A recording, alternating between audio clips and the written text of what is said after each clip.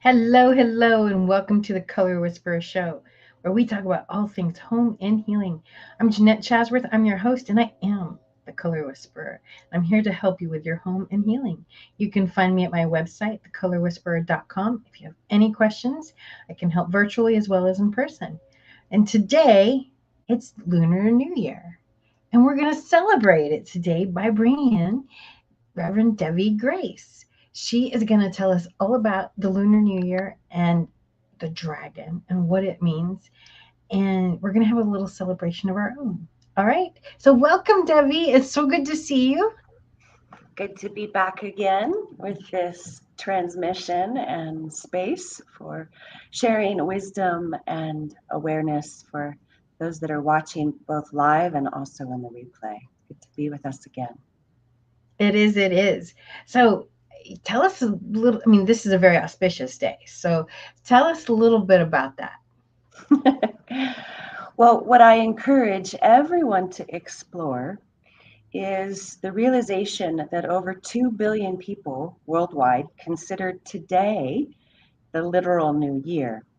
It's based on the lunar calendar in the Chinese zodiac as well as the Mayan calendar, and has nothing to do with what you would call the Gregorian calendar, which was an artificial imposition of a very linear or masculine structure that was meant and designed to override nature's cycles. So the lunar calendar, of course, follows those 13 moons that we have every year. And it's celebrated, I think, in over 52 countries. And so those of us in the West, we don't necessarily hear about it as much because it's not as popular because we came out of Western Europe, predominantly here in America. And this lunar calendar is connecting the planet to the celestial bodies. It's the movement of the solar calendar and the rotations of the moon around the planet as it travels around the sun. So, like in ancient Celtic traditions, they honor those 8 branches of the equinoxes and the solstices and the half quarters. So, we just had Imbolc in Candlemas, which was on February 1st and 2nd, which is known as Groundhog's Day in modern times. And then pretty soon after, you have those celebrations. You have the Asian renewal of the turning of their zodiac signs. So this year it's in the symbol of the wood dragon. And yet, those of us that are also paying attention to these cycles of the deeper awakening that's happening inside of the heart of the human race, we realize that this is also the year of the dragon rising, which is that archetypal energy. So it's not just the Chinese zodiac. Therefore, today's Lunar New Year is being celebrated by all kinds of people that honor what the dragon symbolizes in the transformation of the human race, as well as what we've got going on in those Oriental countries. So does that translate how big today is? It's a big deal. Perfect. So, tell us two things. So, and I just want to get the questions in. But first of all, what does the dragon symbolize? And you said something that I only recently discovered in my world, but the wood dragon. So, okay, I'm a typical, very sheltered American. This was not new to me. Like my Chinese zodiac was I went to the Chinese restaurant and it said I'm, what year are you and what animal are you and that was kind of the extent of my knowledge.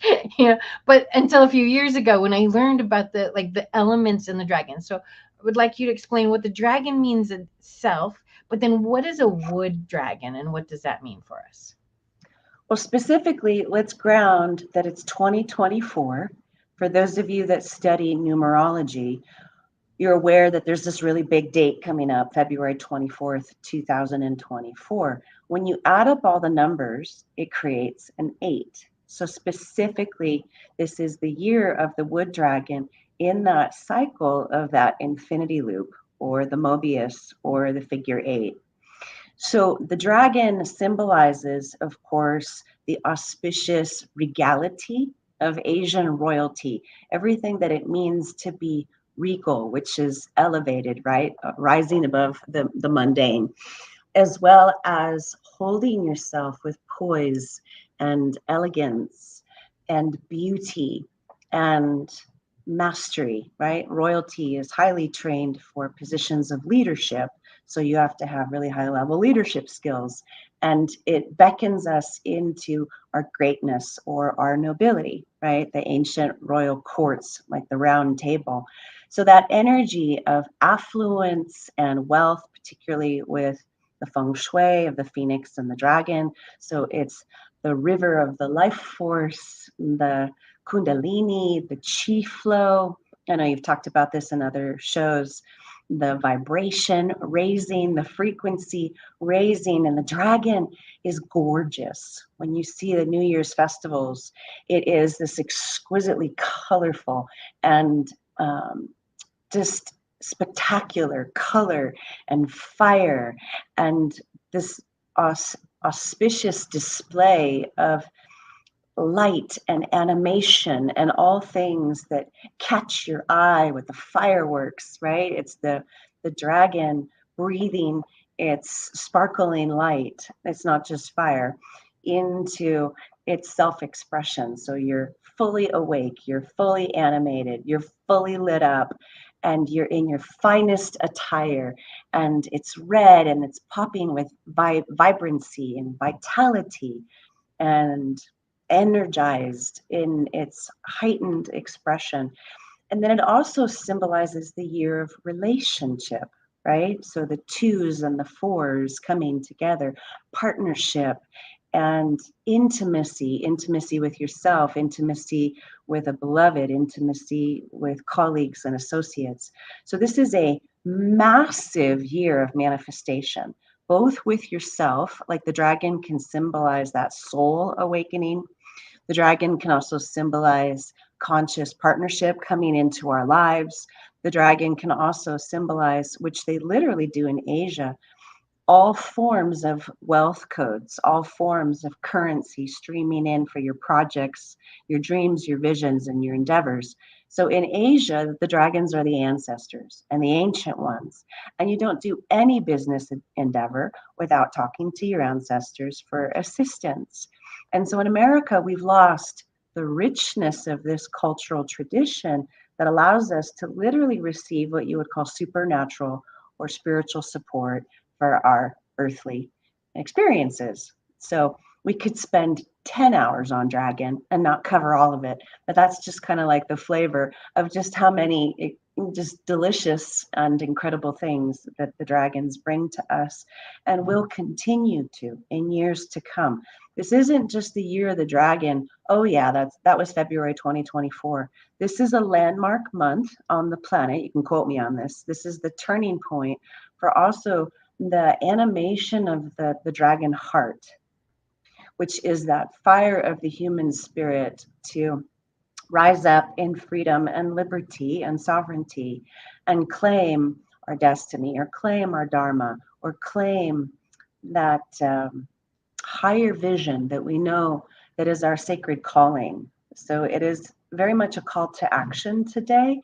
And I know a lot of people, they're feeling it like the tremors in their bones of like, oh, I need to step up now. And I need to really step up now because it's time and I'm ready. We can get into the wood dragon next, but I just needed to just bow in honor and reverence and respect that the dragon nations are real. This isn't just like a zodiac sign.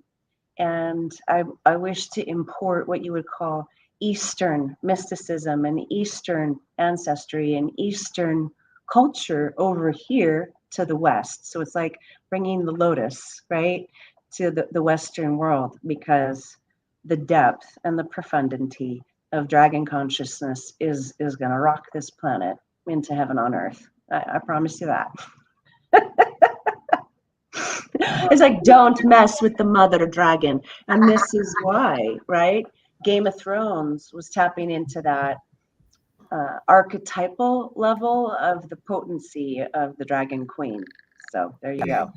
Reverend Grace, just really quickly, sorry to budge in here, but I had a question because I know a lot of people that love their Chinese zoology, and I mean, definitely astrology, I should say, Chinese astrology, and Yes. all in that space. But definitely a lot of animals that are included. I know that I was born in '62, which means that I am the year of the tiger, and I know my brother was born in '69, which I think means he is the year of the rooster, if I remember correctly, and all along Yep. those lines. There are some of the other ones that are out there that people don't necessarily enjoy being associated with, because I know that there is a year of the pig and there is a year of the rat and a number of other things that are out there. So I was just wondering your take on the animals that were chosen and why the animals were chosen. Because, like I said, you definitely like to be associated with a tiger, and I don't think my brother would mind being associated with a rooster. But there are other ones that, unfortunately, their year falls on Well, animals that aren't as loved by society. all of nature has its gifts. That is true. And so, even the mouse, the tiniest of creatures, if you look at it through the perspective of the totem or the spirit animal, every aspect of nature has blessings and gifts associated with it. So there's no like interpretation in the body of the natural world that this animal is better than that animal, because they're all a part of this one ecosystem. So the zodiac isn't meant to be like chopped up and like, oh, tiger good and oh, pig, see what I mean, is Right. associated with food, right? In this very mechanical and commercialized Western world. The Asian people do not have letters. Therefore, when they're learning their language, it is the language of symbols. Therefore, the Asian culture is in their right brain. Western culture has technically been dumbed down because they were taught to learn the alphabet in order to communicate, which then makes things very rigid and very linear. So if people associate rat, right, with ew, a dirty animal, or pig as food, they're in their left brain and they're categorizing by that ranking that they actually learned from capitalism. The Asian culture is so much more in their intuitive mind, their feminine, how do we say this in English? Um, Mysticism, right? Able to be with animals with more mythic connotations, mystical interpretations. So they're looking for, what's the clever fox, right? Or I don't necessarily know the attributes of the rat, but being able to get out of sticky situations quickly, or, the hog, um, being able to metabolize, right? What's being brought to you universally. You've got to look for the positive attributes if you desire to find what the deeper meaning is. It's not a surface interpretation. So Yeah, those cultures actually have more depth. Yeah. I just looked it up. The rat represents wisdom, wealth, and prosperity. It is said to There be you the go. first animal that arrived when the Jade Emperor called the animals to appoint the zodiac signs. So the rat starts the 12-year cycle in some Indian cultures. Rats level up. Oh, well, that's interesting. Nice. I didn't know that. Hey, you mentioned a date, and you Yeah. said it was very important because of the number 8. And when I was looking up, because I had the pleasure, I went with a friend of mine because they used to work near where it's held at in one of our suburbs here in North Carolina. But I went to the Lantern Festival. I think it was during COVID, so it's probably about a year and a half, 2 years ago. And all along those Oh, lines, those it are was the most gorgeous. beautiful festival that I had seen with their performances. And I know that in some places this is more intricate, but it was one of those touring festivals that they take around and all along those lines. And they had some great performances and some great music. And of course, they had these amazing dragons and other things that were representing the various aspects of Chinese culture. I've been wanting to go for years, and I got to go a couple of years ago. I think, unfortunately, they might have canceled it this year or recently, but I'm hoping that they will bring it back soon and all along those lines. But you said something about February 24th, and that is actually when the Lantern Festival is. So I'm wondering in some cultures and everything. So I'm wondering if that's accidental, because I just heard you mention February 24th. And then when I looked up Lantern Festival, it said Lantern Festival Saturday, February 24th. And I think that's when it is on the international stage and everything. But I was wondering if they maybe did that intentionally, since this is a Chinese traditional festival, and it seems like it's playing into your notion of that day being important and turning it into an 8. Well, everything is code. Mhm. And numbers speak to us in code. And so the 224, 2, 0, 24, 224, 224 is an auspicious sign. Oh, well. And specifically as it relates to this paradigm shift that we've talked about on other shows of sacred union Mhm. and divine harmony Mhm. and integrated balance. When we look at the masculine and the feminine, these are these two poles. And we're being invited into the awakened or conscious feminine and the awakened and the conscious masculine. So you have your human level of the human masculine and feminine. Great. There's baseline. Well, what happens when you have the sacred feminine and the sacred masculine? So you have to stack the twos on top of each other to get the 4, right? So the 4 is the two twos. And then we're dealing with the physical or the material plane and people that can see those numbers that are talking to us. Oh, this is spiritual, right? From the 2 to the 4, these are known as the master numbers, the 22 and the 44. And so you're raising your frequency from the regular or traditional 3D, male and female energies, and moving it into the divine masculine and the divine feminine, and bringing those together in that sacred alchemy or the divine marriage. This is the turning point for the rebalance of power on the planet. Mhm. And ancient mystery school traditions have given like these sacred memos to the psyche, to the subconscious, to the unconscious, to the superconsciousness, that this is that star date that we get to power up as a human family to awaken to our true divine nature. Is the activation code for bringing in the new true divine human. And it's the awakening of the transcending of the old systems that are based in competition, as we've talked before, and duality. So 2 also is a symbol of polarity, right? The haves and the haves nots, the day and the night.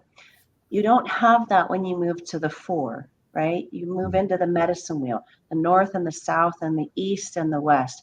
That's the transcendence of the duality. So it's the year of the 8, which is that infinity loop. And then it's the 2 into the 4. So that means that it's the synthesis of opposites, which is part of the gift of that grace, that alchemical grace, that quantum grace. We're moving into the quantum human. And that means that you have the material world as your foundation, and then the spiritual world that's merging. Yeah, that makes a lot of sense. And Yeah, I was going to turn it back yeah, over to you and Jeanette and everything. I was going to just make a little bit of a slight joke because we were talking about Mother Nature and all along those lines. But the Chinese festival here in North Carolina is actually held earlier than it is held the rest of the year. So it's held usually in January and all in that space. But it closed earlier this year. So they did have it, but it ended earlier because of storm damage. So like they said, you can't mess with Mother Nature. So I guess Mother Nature Mother Nature's having the last word. was like somebody's own last word. So that's why I was going to bring that up because I thought you would get a kick out of that. That Mother Nature had the last word in all along those. Yeah. So I think it's really interesting everything you're saying about this being a year of great prosperity. And yet, if you listen to the news, there's all this, oh, we're in a recession, it might turn into depression, all this doom and gloom about the economy. And energetically, we're in a very different space. And, if you put enough of that out there, people believe it and they take it into their soul and then they make it come true. And Well, that's their objective. That's why the media sources have been distorted to what you would call position a particular narrative. And those media sources are the 2, like I was saying before, the duality. They don't have any access to the 4 of the spiritual truth. So, yeah, you have a human truth that's being basically manipulated by the World Economic Forum that wants to take over into digital currency, which is, as corrupt as it gets. And so the resilience is the power of the rising spirit to stand up to that control mechanism that's attempting to program humanity with lack, limitation, and scarcity because it's a story, it's a narrative, right? It's a perspective. But if you look at when you're on the movie set, okay, that movie looks really convincing because you got the camera angles, right? And you got the director, and they're creating this compelling invitation for everybody's personalities to go, oh, uh-oh, we're moving into a down current. And then that serves what you would call the World Economic Forum to get people to believe in that reality. So they're imposing what you would call artificial systems and seeing if people are stupid enough to believe it. I mean, no disrespect, but it's like, don't just accept everything that's, fed to you, because there is a hidden agenda in all of those media systems. And, Russell Brand is going public with Tucker Carlson talking about these distortions that the old systems of power are continuing to perpetuate. If you want to look at a laser of light, a laser of consciousness, that's your dragon. And the dragon's going to say, busted, you're a bunch of, conniving, brilliant liars, and we're not going to take the bait. Yeah. You see what I mean? It's baiting humanity to see if they'll go into that, like, fear bandwidth. You look at different, frequency bandwidths, and that information is attempting to get your brain to go into a lower category. And so it is a form of mind control. It's a form of brainwashing. And the dragon spirit is like, I don't buy it. This doesn't feel quite right. I don't feel like I want to be looped into that scenario, because that's what they did with COVID. And, something smells, stinky here, and it doesn't feel authentic. So the wood dragon, of course, is connected to the tree nations, and that's what we use to ignite our fires. Like the wood burns, okay? So humans, it's time for you to burn, and burn bright with what we would call the infinity spark. And that's your internal divine authority that can see through the facade of the false matrix. Go back to what the Wachowskis said. Neo and Trinity transcended, right, all of those illusions because they were willing to see beyond the machine. And the dragon's like, oh, machine, I see you. You're not real. You're a hologram. Right? The dragon pulls away the curtain, and just like there's the little man there, right? And that takes the courage. The dragon heart is the courage to face your fear. Yeah. So, if you've and suffered we all have fears. financially. It's human to have fears, but are we going to let our fears control us, or are we going to control the fear? Because, there's several. Conquer it. Yeah. And there's several different acronyms for what fear really stands for, but it's like, we don't need to, we've all been afraid of something. I mean, I know I have. And it's like, you feel the fear and you do it anyway. Or it's like, okay, this is a wall that's coming up to sabotage me. Okay, I'm not taking it. Right. And so it's conquering that fear, whatever that is, and saying, for me during COVID, there's a lot of fear about COVID. For me, I'd already had it. So I wasn't afraid of the bug, because I'd already had it. I knew how to do that, but I was like, I'm not going to be able to go into people's homes. What am I supposed to do? How, I could see the depression coming in. I could see the loneliness coming in. I could see a lot of the other things that nobody wanted to talk about at that point. Oh no, we have to save ourselves from the bug. I'm like, okay, but yes, there's other things here that are more dangerous than the bug. And that was, nobody wanted to talk about that because, we're so afraid of the bug that they couldn't see. Now you're seeing all these kids, all these people, it's coming out, all the depression, all these things that I was like, wait, this is what we need to be afraid of. Now all these studies have come out. It was there. And so instead of just, oh my God, I've got to clench up and be afraid. Okay, what are you really afraid of? Are you afraid of dying? Okay, well, what can we do to boost our immune systems? What can we do to become more healthy? What can we do? Are we afraid of dying because there's loose ends? Let's go fix those loose ends. It's scary. It's scary as hell. But let's go fix those loose ends so that we don't have to be afraid of anything. And so when we conquer what we're afraid of, they don't have any hold over us. Yes. And imagine the dragon's capacity to fly and soar. Yes. It's not earthbound. No. Okay. It doesn't walk, right? Like a squirrel. It can fly. It can soar. So how can we fly above our fears? How can we soar above our limited belief systems? How can we rise to greater heights to transcend those difficulties? So there's a magnanimousness of our indwelling, a sacred tenacity, perseverance, and creative, playful ingenuity. The dragon will get out of sticky situations. Remember the legend Mulan? And so she's carrying that phoenix medicine, but she turned to her dragon ancestor to get out of the most challenging of predicaments. It's that intellect, that spiritual intelligence, which is so much of what I train people to be able to step up and meet those difficulties with new resilience and ingenuity. And so there's this primal fear of death.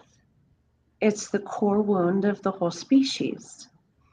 And if we allow it to be a guide into the deeper mysteries of the eternal nature of our immortal consciousness, then it becomes a blessing to actually do that dance, right, with the angel of death and see beyond the old connotations and associations of the end.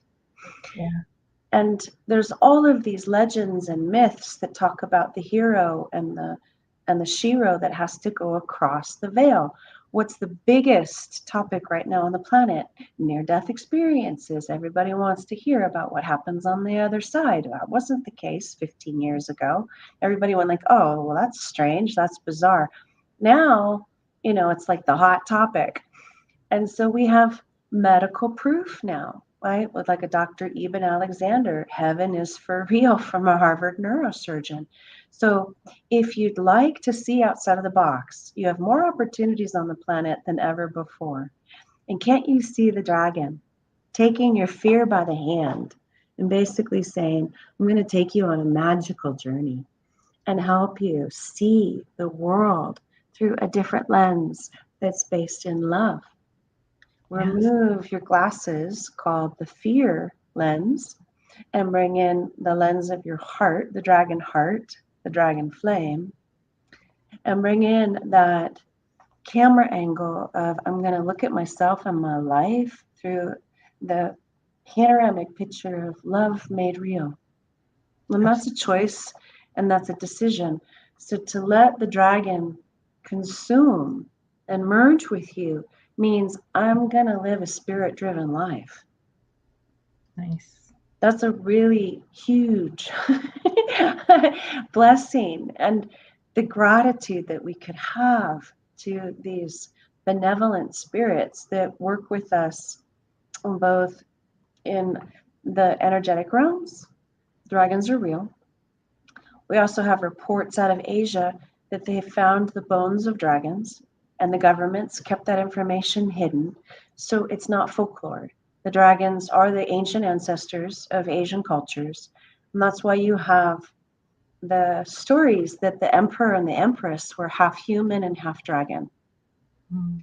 And that was your symbol for I'm half of the earth and I'm half of the heaven and I'm this marriage of heaven and earth. And therefore, that emperor and empress isn't just now in Asian royal courts.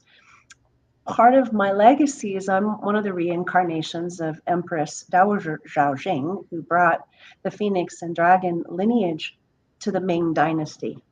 So basically, ancient Asian royal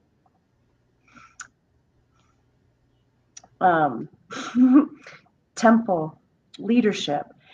And what we were asking humanity to realize is that position of notoriety isn't just for what you would call the royal bloodline. And what was unique about Empress Dowager Zhaojing was she was claimed as the emperor's equal, but she wasn't, or I wasn't, of noble blood.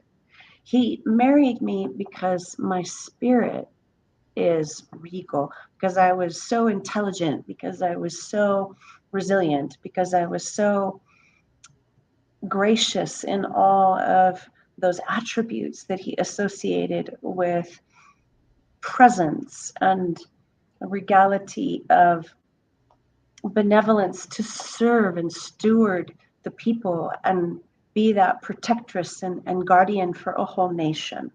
And so it's the Cinderella story, from rags to riches. And, she was quote unquote nothing by social standards. And he saw the magnificence of her true inner being and took her as his bride and broke every single rule, right? Took me as his bride and broke every single rule. And so what that does is it invites each and every one of us to find that dragon and phoenix emperor and empress within. And that may sound radical, particularly if you've had a lot of abuse in your family system, or if you've had a lot of negativity beating you down and you've lost that self-esteem, or you've lost that healthy self-regard. What if, right, a fairy godmother or fairy godfather came in and said, see yourself through the eyes of heaven, see yourself through the eyes of love, see yourself through the eyes of Mother, Father, God, and remember who you truly are. So this can be, your year of vindication, folks. Wherever you have lost trust in yourself, call it back. Reverend Grace, I had a question to ask you based on the show that I saw, and it was a great play and everything. But as I was leaving the theater, I thought of something that I had not thought about at the time. Sometimes when we name ourselves, we might be naming ourselves into an existence that is not what we want and everything. Because you had earlier mentioned how sometimes the things that we want, we might be not going after because we're thinking that it's not the shiny toy enough or a lot. Because you just talked about somebody that was basically, it's kind of the retelling of the Prince and the Pauper story, that they were thinking that the society was thinking that the pauper might not be as strong and all along those lines. And I know a lot of people, even in this modern day time, that are afraid to talk to the pauper or the working class person, the blue collar person, because they're feeling that is a person that is less than them. And I think that is a total wrong attitude to have, and all along those lines and everything. But you got people that have that attitude. They're like, that's that plumber dude, I don't want to talk to him, or that's that construction dude, when that might be somebody that is of interest to that lady. And the same for the opposite way as well, because that happens on both sides and everything. But what I was going to get to, and this is really the question I had, is when I came out of the theater, the name of the group was The Temptations. And if you follow the story, they went to a lot of different problems. They had issues with drugs. One of the members actually died of a drug overdose and all along those lines. And they just found very abandoned, that being one of the main lead singers and everything. One of the founders actually lost his son to a construction accident and all along those lines, because they were originally named like mini stars were, somebody and the whatever, like Junior Walker and the All Stars and other kind of things, but they wanted something different. So they called themselves The Temptations. And we know the temptation can be something that you resist and everything. So I'm wondering if that wasn't part of the problem. And like I said, you can't speak for what Berry Gordy and Motown did, but I'm thinking maybe that name might have drawn in some energy that they didn't necessarily need, and all along those lines. Not knocking the music, love the music, but I just wondered your take on that, because when that's literally what crossed my mind as I was going out. It's like, this was some amazing music, but y'all's title might have got y'all in trouble. Well, that principle of what's your context and what's your connotation. Right. And there's the saying that there is no bad press, right? If you're getting attention, be it positive or negative, you can turn it in your favor. Right. So sometimes, the temptations, right? It can sound edgy, right? Like some people have fear and trepidation of the dragons because they're a powerful force to be reckoned with. But how do you befriend, right, that trepidation? How do you repurpose that anxiety and make it work for you rather than against you? It's the same principle of taming a fear or taming a taboo or taming a negative label. You can go like, wow, you want to, label me in that negative context? Well, the magician, right, or the sorceress and that archetypal medicine wheel, you can play it to your favor. You can play it up and have this really humorous response, like a gesture, right? And actually have it animate a wider receivership of your message. So people have had to do that all across time and space. If you're dealt a lemon, make lemonade. And so, there's a lot of different opinions of, well, this is fortuitous and this is not fortuitous. But part of today is your luck. Right. And making things lucky is an art form. Can you handle being dealt a raw deal and turn it into something magical? No, I was glad you said that. That's the character of transformation. No, Of glad you being said able that. to take, a raw deal and turn it into something beautiful. No, I'm glad you said that and everything, because one of the things that the founder of the network talks about, well, one of them, Kim Calhoun, is actually one of the founders, and I think that she even says that she comes from a bloodline, and I know you're talking about your bloodline, and I know Janetta talked about her bloodline, but she actually uses that term that a lot of people don't like to use, which is folks that are associated with folks from Salem, and she actually seems to think that she has some lineage to that group of folks, and definitely thinks that it is a positive and not the negative. So she actually flips around that use of that word and all along those lines, because a lot of people will use that word Witches weren't necessarily evil. Exactly. They were scapegoats. It was the government. It was fear. Right. It was the church would take people. I learned this recently. So, and you go maybe not so much the 1800s, but the 1700s, the 1600s, 1500s. The women who were accused of witchery, they put stones in their skirts, because what happened if they were tried as a witch? Their children became indentured servants, and they took their property away. If they died, their children got to inherit the property. So a lot of women, so if the church had their eye on your house, which, we know, I don't know, Henry VIII walked into Hampton Court Palace and fell in love with it and said, off with your head, it's mine, pretty much, And so it was very easy for the church to say, oh, here's a property I like. They've built it up. They've done all this stuff. We want it. And they accuse somebody of witchcraft. And now it belongs to the church. And a lot of it was done by fear. Or, women can be very jealous. And, somebody looked at her cross-eyed. She had a period that day. She got mad, whatever. There's a lot of reasons why women can be very cruel. And so it was jealousy. It was, oh, I'm going to call you a witch. Yeah, no, there's a lot of that and everything. Mistrust of what you would call basic, fundamental, like Native American medicine man, medicine woman wisdom could also be miscategorized. So we're talking about how do you purify and clear today of all days false spiritual persecution. Yes. If you're being labeled something, right, and it's being done in a destructive format to steal or control an asset, seizing an asset, we've seen all of those misuses and abuses of power. So there's these smear campaigns, right, of the mob mentality. and they could be envious of those abilities. They could be feel inferior to those abilities. Well, why does she have this magical healing relationship with the herbs and the plants? And how come she can help the kids get better from their illness? And I don't have those gifts. So even the Christian saints were persecuted. So it's not just the witches. The saints were treated terribly by their own religion because a lot of the nuns and monks were jealous of people who had the true divine abilities. Are you catching my drift? I'm catching your drift.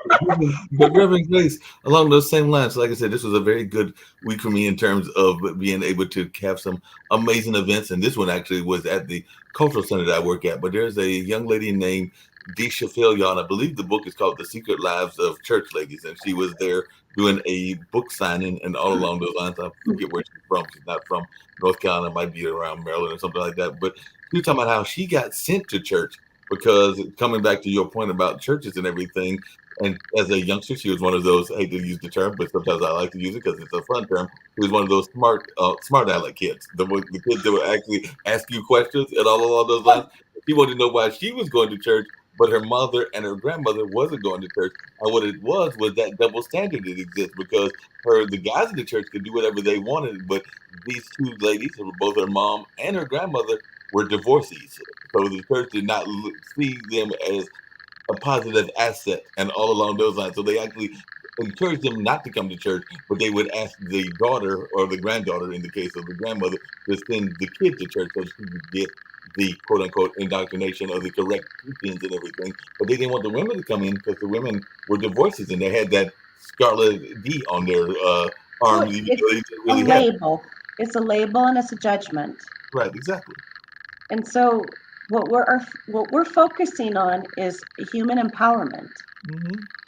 And so the theme of this whole conversation of all these different categories is how do you transform negativity into something positive? And we're not talking about categorizing the church, right? There is organized dogma and religion, okay, that seeks to squash the human spirit because it's a business. And if people give away their spiritual power, then they'll turn to an outside authority. So do you see the underlying agenda? We just need to speak to the real dynamic, not the surface symptoms. Right. This is how you get the ancestral healing. If there's a hidden agenda that's created a hardship, see through the riffraff and go straight to the heart of the issue. And that's what you're going to use your dragon empowerment to transmute, transform, and transcend. That maybe is a hardship for my ancestors. I'm not going to carry that burden forward. And I'm asking for this dragon energy to come in and set myself free and also set my family line free, because these old sob stories, right, of loss and devastation and judgment and corruption and destruction, that's the old earth energy. And we're here to bring in the new earth energy. And only people that have their focus on what is truly coming down the pike, right, from the heavenly dragons. Kaya Ra wrote the book, The Sophia Dragon Tribe, right?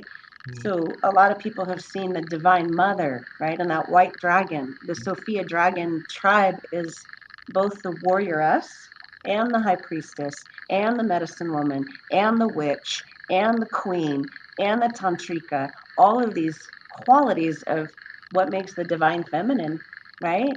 Amazingly sacred. And these are attributes and qualities that must be cultivated. So I don't do sessions.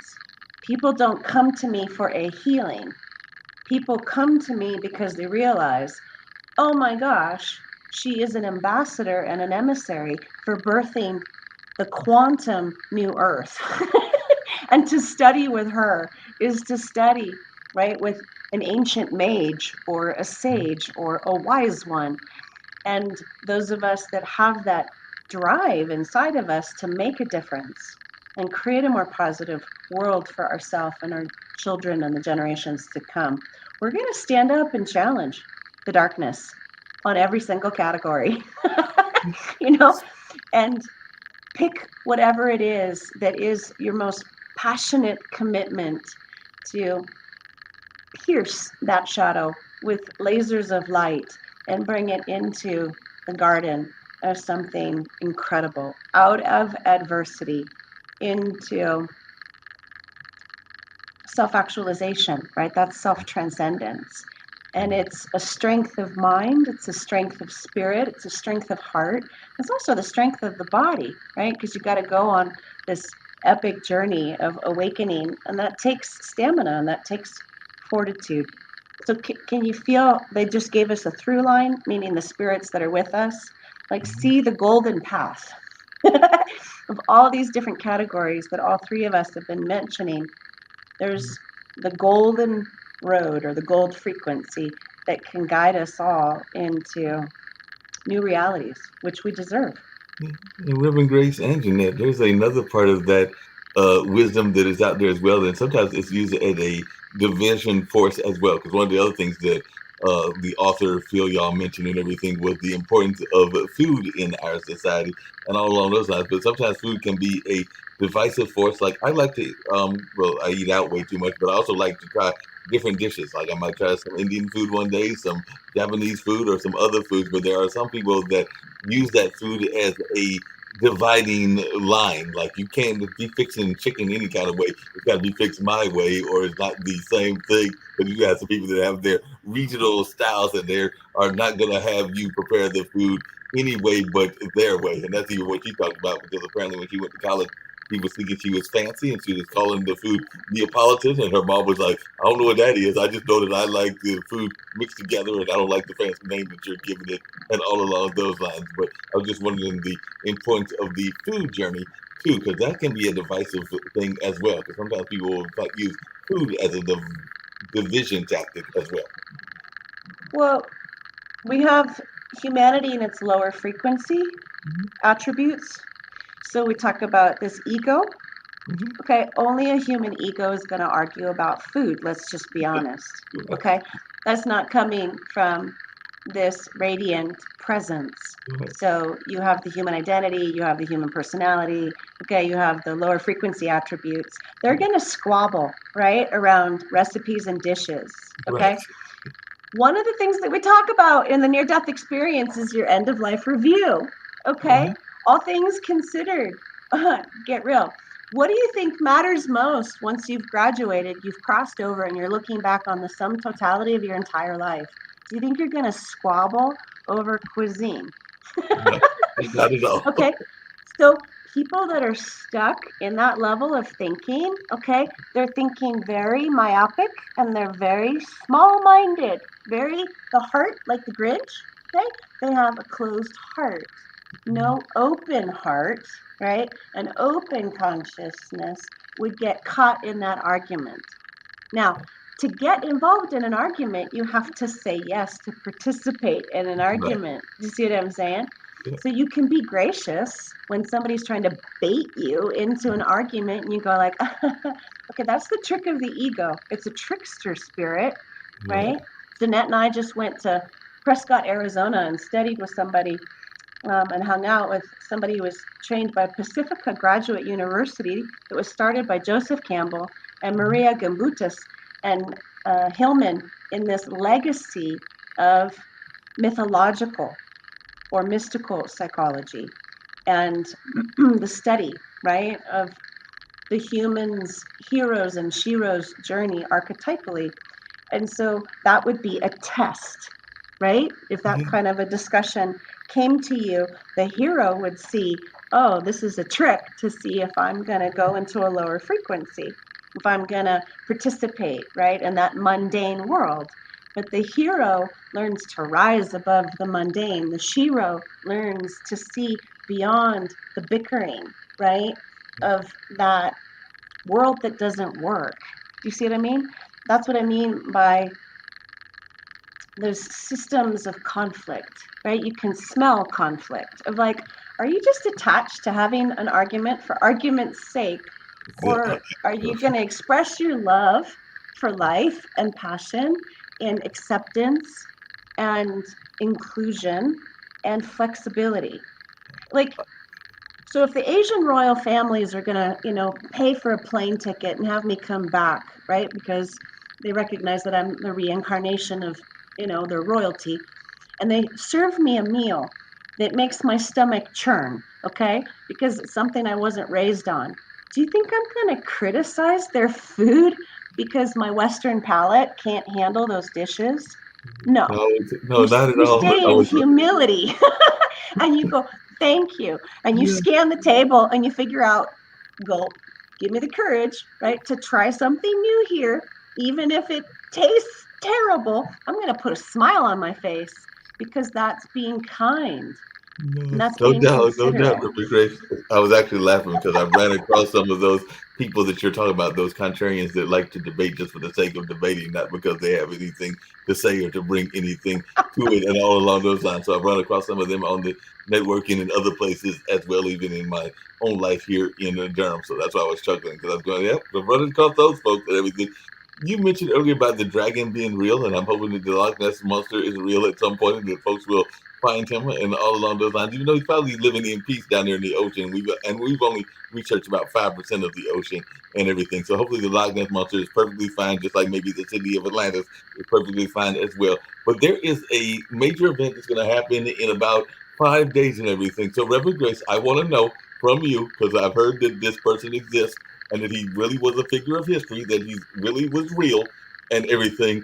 Is Cupid a real individual? Is Cupid a real angel? And can Cupid actually get out there and find those love things? Because Valentine's Day is in about 5 days and all in that space. And I'm 62, still haven't got that arrow quiver and everything.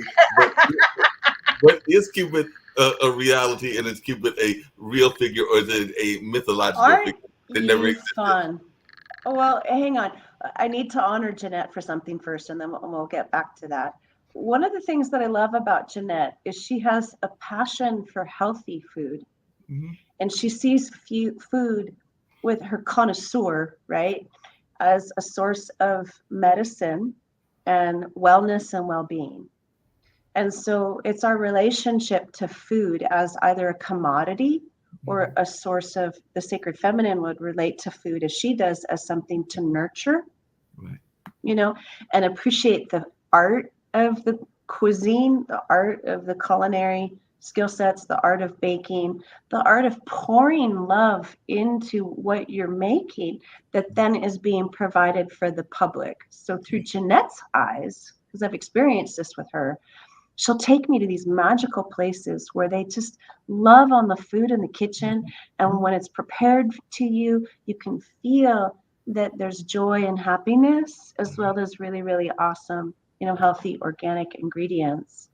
And so Jeanette has this little sniffer, right, of feeling out, these beautiful vibrations through the tradition of sharing a meal. Yeah, no doubt. And she quests it out, right? And I'm like, delegate to Jeanette what restaurant we're going to, because she'll find the gem. But she does that because she makes it a priority. Yep, so you will find what you're looking for. Jeanette finds these pearls because the dragon has the pearl, and she'll find it because guess what Jeanette's looking for? Looking for that pearl. She's looking for that pearl. No doubt. And I love her dearly, right? She's a compadre on, shamanic quests with me, and so much more. So, go ahead, honey. So I want to go, you've touched on something a couple of different ways, and Mark brought it out in a very unique way too, but I wanted to really focus on it a little bit. We're running out of time. We'll go over a little bit. Yeah, no problem. But I wanted to, you talked about bringing the dragon to take away fear and to see the eyes of love. And this is an election year. There's a lot of hate out there, as with any election year, but I think we're going to have a lot more this year. And there are people in our lives that, we don't like, and it may that you hate, and you may have very good reason for hating them. And that hate literally eats you up inside. I don't care whether it's a politician, a celebrity, or your brother, that hate is going to eat you up inside. So want you to talk, and then we're the worst haters of ourselves. I need to lose 50 pounds. Every time I look in the mirror, I hate myself, I hate myself. No, we have to. So I want you to talk about looking through the eyes of love and what that really means, because love is the ultimate gift, and you cannot like somebody and you can still look at them through the eyes of love, and you don't have to hate. You don't have to have that emotion stuck in your body. One of the things that we did when we saw the shaman was both of us purged a lot of stuck emotions in our body that neither one, I mean, I had a lot of stuff I thought I purged already, but like all this stuff came boiling up. I'm like, holy cow. And a lot of stuff came boiling up out of Devi. And it was like, whoa. And so you don't, it's like the boiling frog, you slowly get clenched and then you're like this, and this is the only thing that feels safe, and you don't know that you're even clenched like this until you start to let it go. Let go. Talk about how can we see ourselves, how can we see the world through the eyes of love, and let that dragon of freedom lead us. Well, this is where we allow the archetypes to support us on our sacred pilgrimage. Cupid is also an archetype of Eros. Right. And one of the most ancient love stories on the planet is between Psyche and Eros. And it's this transcendence of these artificial barriers between what you would call the human and the gods. And so you can take the fire of freedom's fire, and see Eros as your dragon, your love dragon. There are love dragons, and you can call upon the dragon love force, the dragon love power. Hate is a decision. Bitterness is a decision. Lack of forgiveness is a decision. However, as Jeanette said, a lot of us are on what you would call a routine of inheriting bad habits, right? That the generations before us held, of cumulative resentment, cumulative animosity, particularly between the masculine and the feminine. And I'm just saying this inside of a transmuter box for the purpose of wisdom and education. We've been healing masculine hatred of the feminine, archetypally. We've also been healing feminine hatred of the masculine, archetypally. There's also this hatred of artificial or false power structures or power systems. So a lot of people actually hate politics because it reminds them of the corruption of all those negative stories we were talking about, those abuses of power by the aristocrats and, by the royal families. That's where you get the French Revolution, the atrocities, right, of the abuse of power. So love is only available to us through valor and bravery. So part of the legends that was represenced for Jeanette and I is Sir Gawain and the Green Knight. And these are the legends of the Holy Grail. And of course, Dr. Stephen Holler, who's actually a Gnostic bishop, actually goes into the academic mysticism and magic of these Arthurian legends. And so see that Pendragon lineage, right? Which is the heart of the Holy Grail, which is the descending of that spirit of true love and true benevolence that carries that Ho'oponopono spirit. That's Hawaiian Huna shamanism. Forgiveness is also an act of grace, right? Because what it means is you're willing to set that anguish free, because if we hold on to that angst, it becomes decay, right, in our own cellular bodies. So that's not condoning what's transpired, because you can definitely say, sorry, that's a violation of my core values.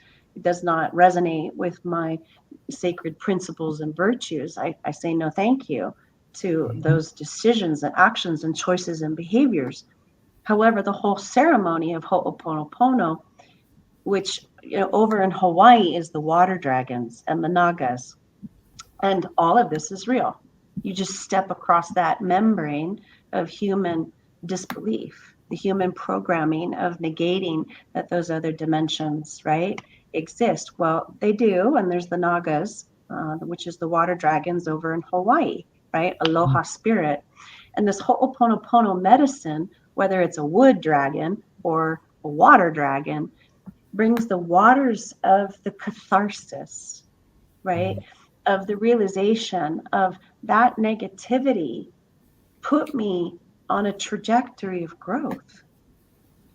And that catalyst of that negativity or that shadow can be forgiven because it also catalyzes us into our greatness, because we have a nemesis, right, that we need to push against so we can transcend and evolve.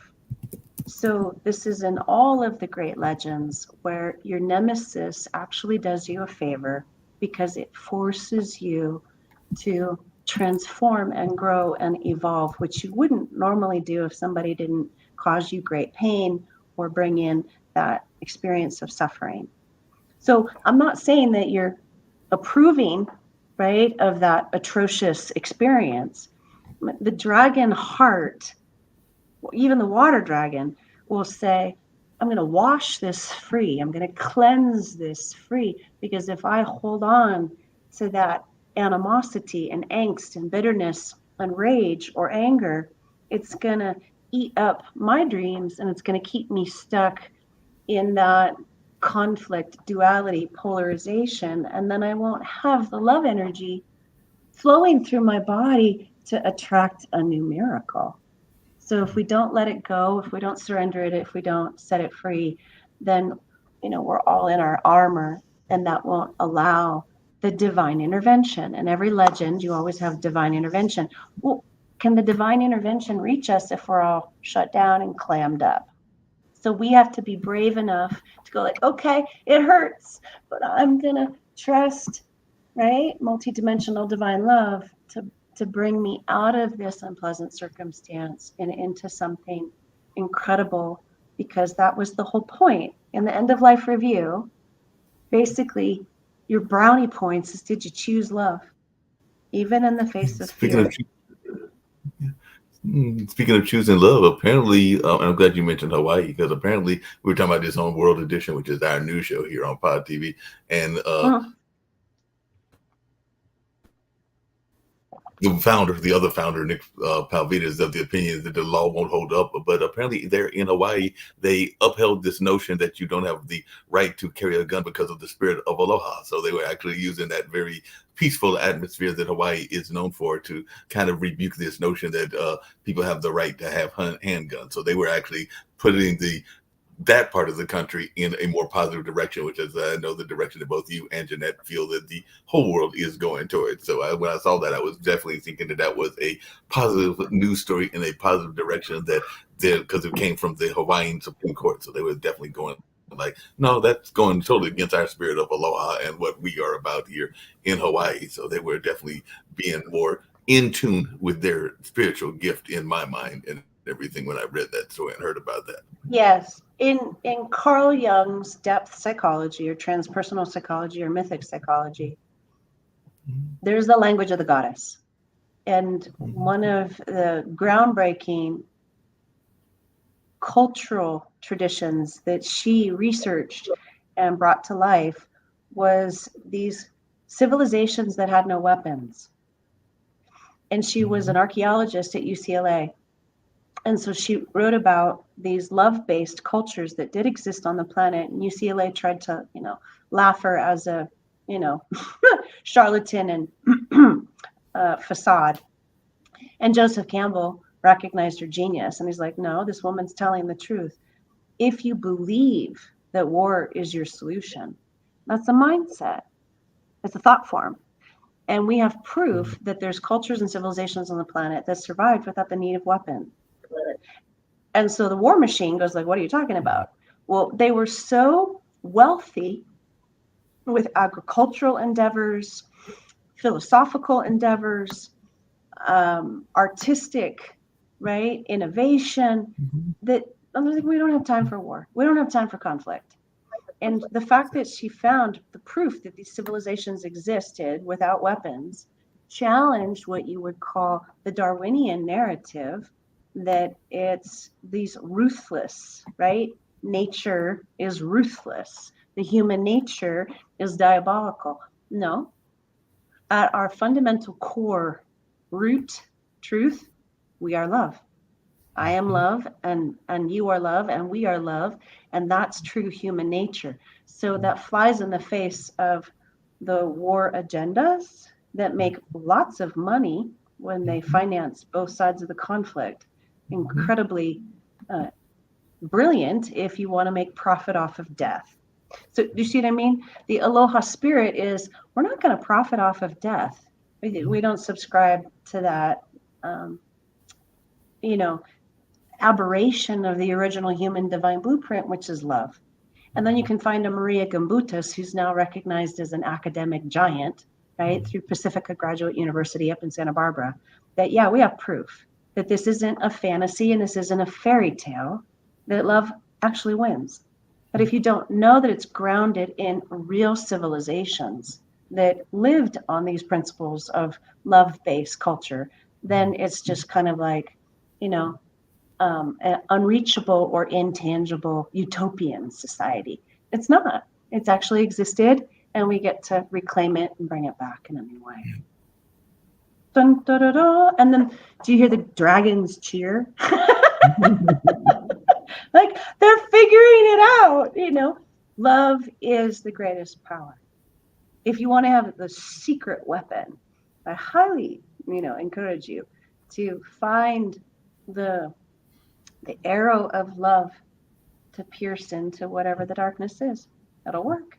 It will work. Most people, the only reason they fear dragons is because they're afraid that those dragons are going to breathe fire. But sometimes that fire is what is needed in life and everything. But there's that whole notion of the fire being breathed on them and destroying them, because that is the one great fear that people have of dragons. If the dragons are to pop up in the world, is that the dragon will be breathing all over the place. Had my world being burnt to ashes and had to rebuild, but that's what it took for me to be who I am.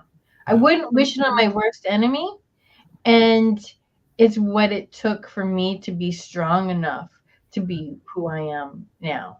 So sometimes there is a blessing in the fire. There is.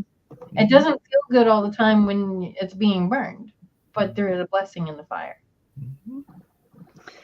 And part of these attributes, which is the golden opportunity that this discussion is inviting our listeners into, is dream that dream that's been dormant inside of your heart. The heart is the hearth.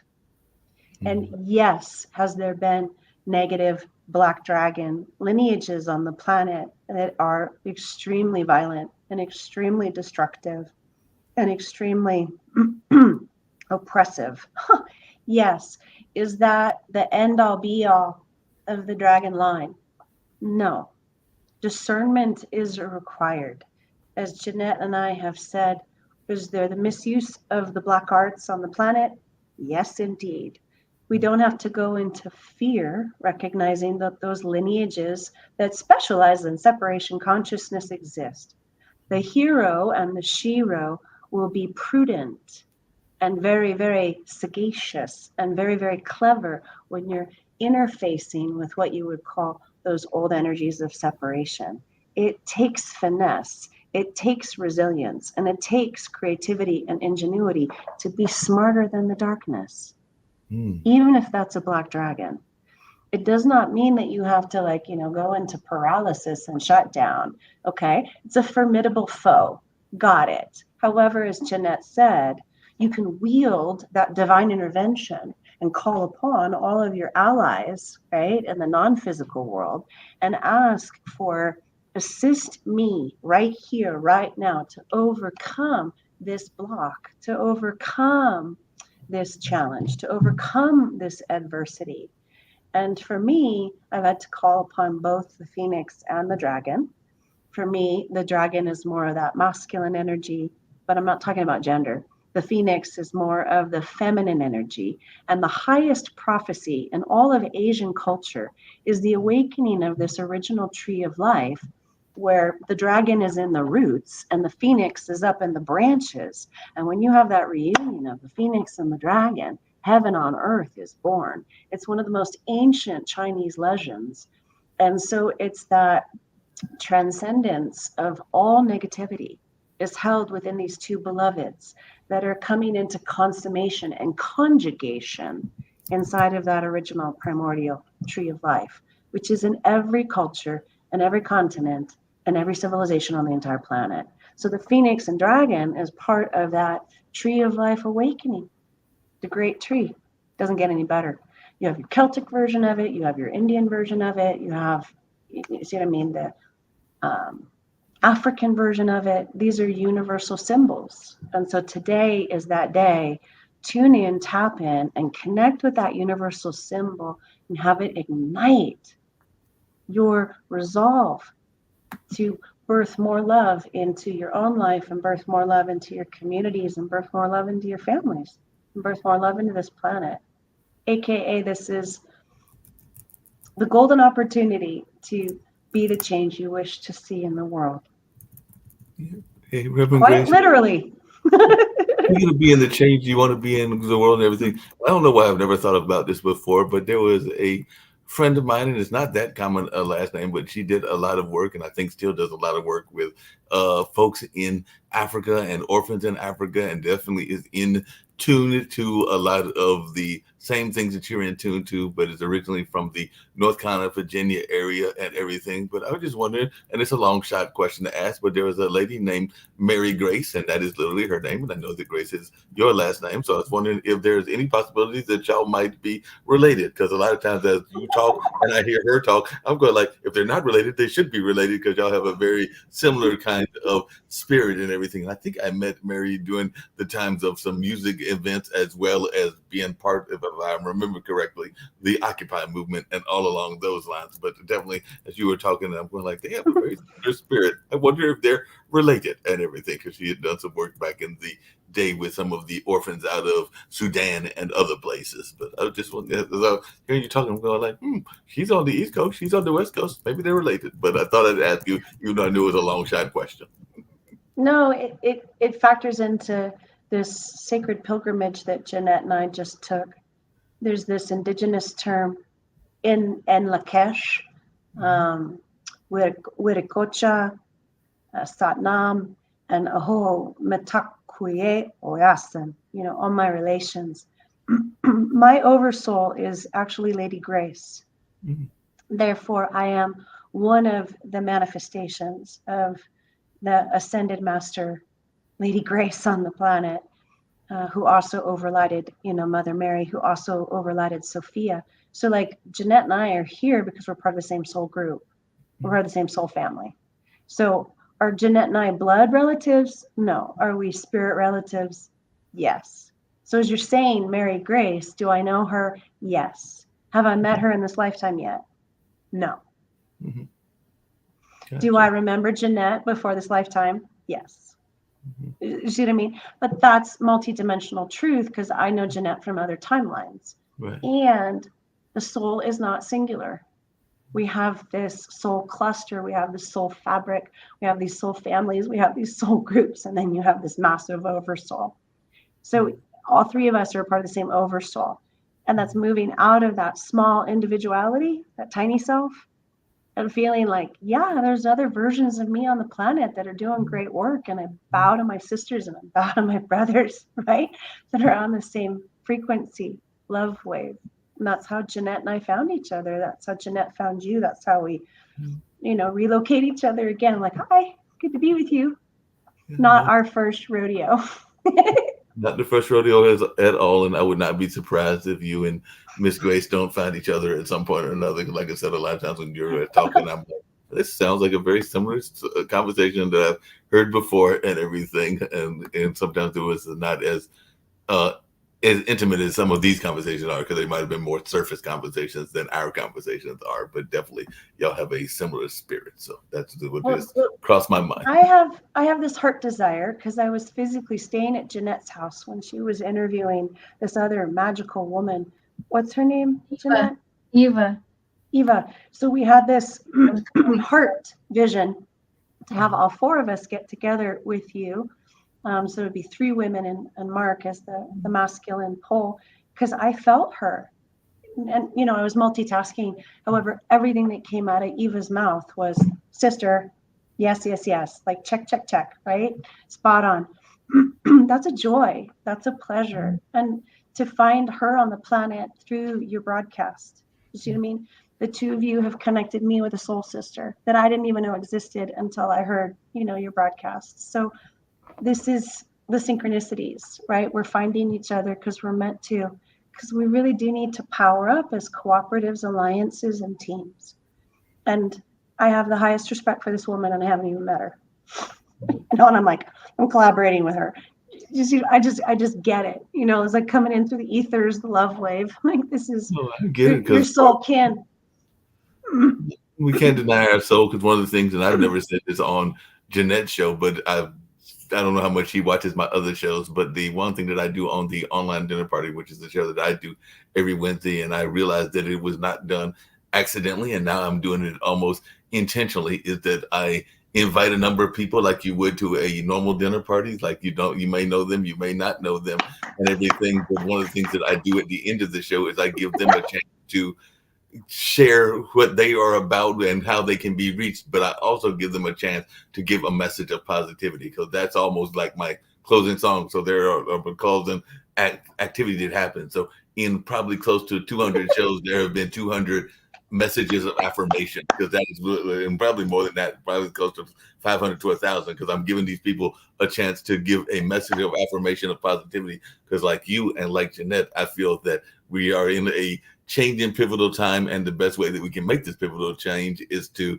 continue to put that message and that word of positivity out into the universe. So that is something that I do on every show on every Wednesday at 5:30, because it's usually about what time the show ends and everything, because I'm thinking that is another way to spread the positivity, just the way that Jeanette does on this show, whether we're talking about interior design and we're also talking about healing, because healing can be both the healing of the house, but also the healing of our soul as well. Indeed. Yeah. David, we only have a few minutes left. I want to give you some time to last words, and how do we work with you? Well, basically, I am a shamanic midwife. So as I mentioned earlier, I'm not here to do the healing or the fixing of the problem. I am very much that spiritual guide for those that are ready to step into the embodiment of their love.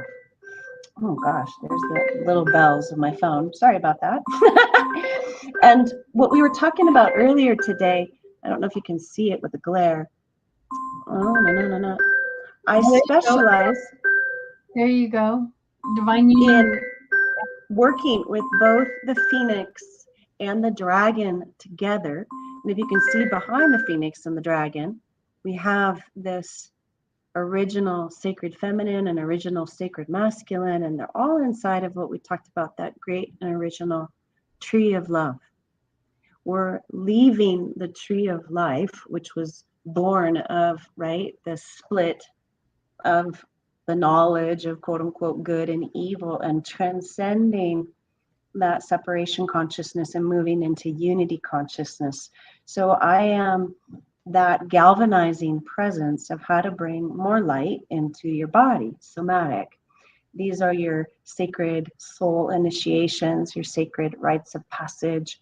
Therefore, I'm the oracle, the sage, the high priestess, the medicine woman, and also that kick-ass leadership trainer that will get you in shape to fulfill your higher life purpose. I work with executives as much as I do, everyday initiates. So we have the Divine Union Academy and the Divine Union Foundation, divineunionfoundation.org, divineunionacademy.com.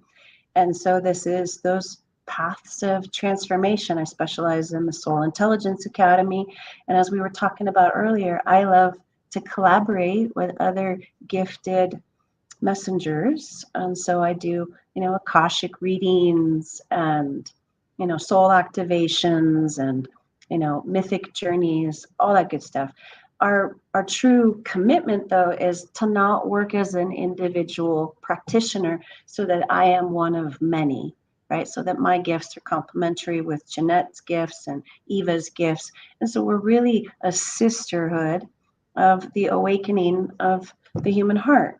Dun, da, da, da. So you can manifest your heart's desires. And we're a family, right? It's not just me, it's us, or the blueprints of we. I love it. Thank you so much for being on. And Yes. this was an incredible day. I think we've imparted so much. So I hope you all enjoy your Lunar New Year. Take that dragon. Yourself with love. See through the eyes of love. Take that dragon and fight your fears. And let's all just take that wood dragon and all of us go into a great, successful year. So be it. So mote it be. Awesome. And one great way to do that is by filling yourself with healthy food, because you got to be clean on the inside as well as to feel good, right? And we do that with Can Do Spice. You know how people love to enjoy food and don't understand how to flavor their food or how to replicate a meal? They're interested in supplements, but don't know where to begin? Well, what I do is I take the guesswork out of enjoying flavor and wellness with my flavorful spice blends so that they can create delicious meals with healing benefits. Can Do Spice was created to help cooks at any level enjoy healing through food. Every spice blend was designed to give added health benefits of natural herbs. Every blend is complete. There's no need to add any additional spice for a delicious meal. Saving you time and money while adding supplements to your meals can be both tasty and fun. My earliest memories in the kitchen began with my father, Kenny Can Do Bond, so it was fitting that I would name this line after him. I have always looked to natural remedies to supplement the body, and I found myself hiding herbs and minerals in foods for my family. That's when it hit me. Everyone needs Can Do Spice. Everyone should be having this. It's an exclusive brand for cooks at any level who want to create flavorful dishes with healing benefits that can satisfy the body and soul. Add a little spice to your life. Give Can Do Spice a try.